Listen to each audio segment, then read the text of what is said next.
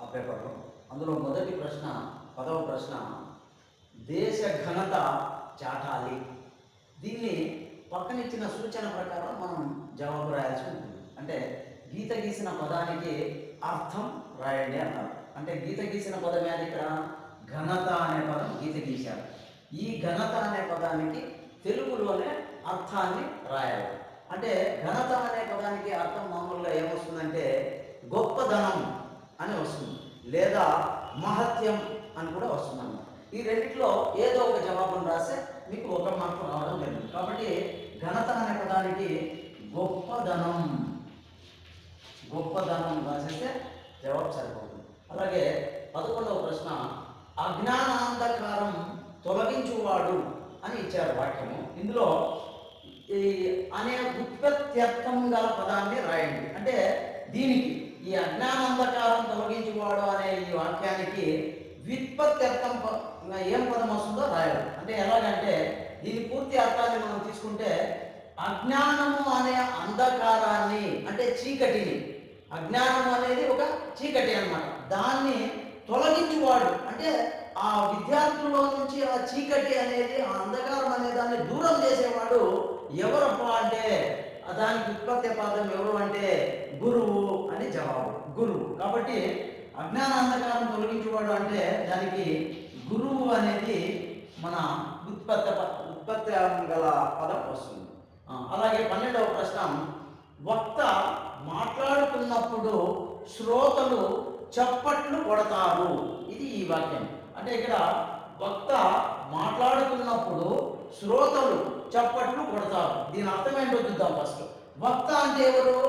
ఎవరైనా మాట్లాడుతూ ఉండేవాళ్ళు అన్నమాట. అంటే స్పీచ్ ఇస్తుంటారు కదా, ప్రసంగిస్తుంటారు కదా, వాళ్ళని వక్త అంటారు. వాళ్ళు మాట్లాడుతూ ఉన్నప్పుడు శ్రోతలు అంటే ఎవరు? ఆ ప్రసంగాన్ని వినేవాళ్ళు అన్నమాట. వింటూ ఉన్న ప్రేక్షకులు లేదా శ్రోతలు, వారు చప్పట్లు కొడతారన్నమాట మామూలుగా. దీనికి సూచన ప్రకారం ఏం చేయాలి? గీత గీసిన పదానికి పర్యాయ పదాలు రాయండి అంటారు. అంటే పర్యాయ పదాలు అంటే ఏం లేదు, సమానమైన అర్థాలు. దేనికి సమానమైన అర్థాలు? ఈ గీత గీసిన పదం ఇదిగో ఇక్కడ ఉంది.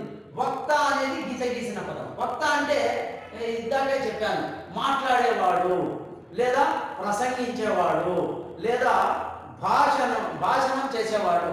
ఈ దీనిలో 2 పదాలు రాస్తే పర్యాయ పదాలు మీకు జవాబు అనమాట. అంటే వక్త అంటే ఏం రాయో చెప్పంటే మాట్లాడేవాడు,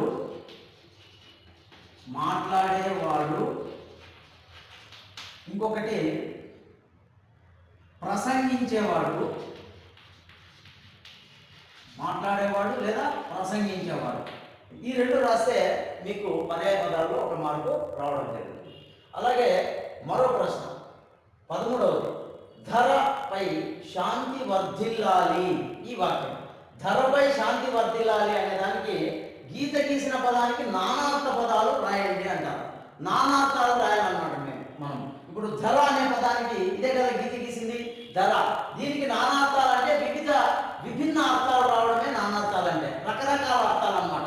ధర అనే పదాన్ని ఏ సందర్భాల్లో వాడతారో దాన్ని నానార్థాలు అంటారు. అంటే ఎగ్జాంపుల్, ధర అంటే ఏమి అంటే నానార్థాలు, ఒకటి మూల్యం అనొచ్చు, లేదా వెల అని అనొచ్చు. ఒకసారి మూల్యం, వెల సరిపోతుంది. ఈ 2 పదాలు నానార్థాలుగా రాస్తే దీనికి 1 మార్కు రావడం జరుగుతుంది. ఇక 14వ ప్రశ్నకు వెళ్తే, శారదకు కవితలంటే చాలా ఇష్టం. ఈ వాక్యంలో ఏం చేయాలా? ఈ సూచనను చదవాలా. పక్కన ఇచ్చిన బ్రాకెట్లో ఇచ్చిన సూచన, దాని ప్రకారం మనం జవాబు రాయడం జరగాలి. అట్లయితేనే మీకు చక్కటి మార్కులు రావడం జరగాలి. అంటే గీత గీసిన పదానికి వికృతి పదం రాయండి. వికృతి, ప్రకృతి, వికృతి. ఈ పదాల యొక్క అవసరం ఏంటంటే, ప్రకృతి అనేది ఒక వాడుక భాషలో వచ్చే పదం అన్నమాట. అంటే చక్కనైన భాషా ప్రావీణ్యం కలిగిన వారు మాట్లాడే మాటలు ప్రకృతి పదాలు. ఇక వికృతి అంటే మామూలుగా గ్రామీణులు, నిరక్షరాస్యులు, ఏమీ జ్ఞానం లేని వారు జనరల్గా వాళ్ళు వాడుకలో మాట్లాడే మాటలు వికృతి పదాలు అంటారు. సో అంటే ఇక్కడ ఈ శారదకు కవితలంటే చాలా ఇష్టం. ఇక్కడ గీత గీసిన పదం కవిత. ఈ కవితకు వికృతి పదం రాయాలి. అంటే గ్రామీణులు మాట్లాడే భాషలో. కవిత అంటే స్పష్టంగా వాడుక భాషలో మాట్లాడతారు. మామూలుగా గ్రాంధిక భాష లేదా టెక్స్ట్ బుక్లోను ఇలా విద్యార్థులు చదువుకునే పుస్తకాల్లో ఈ కవిత అనే మాట కనిపిస్తుంది.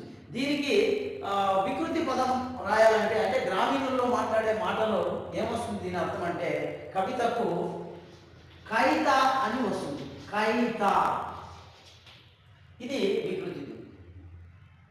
ఇప్పటి వరకు ఈ 10 నుంచి 14 వరకు వ్యాకరణాంశాలు లేదా భాషాంశాలను వివరించడం జరిగింది.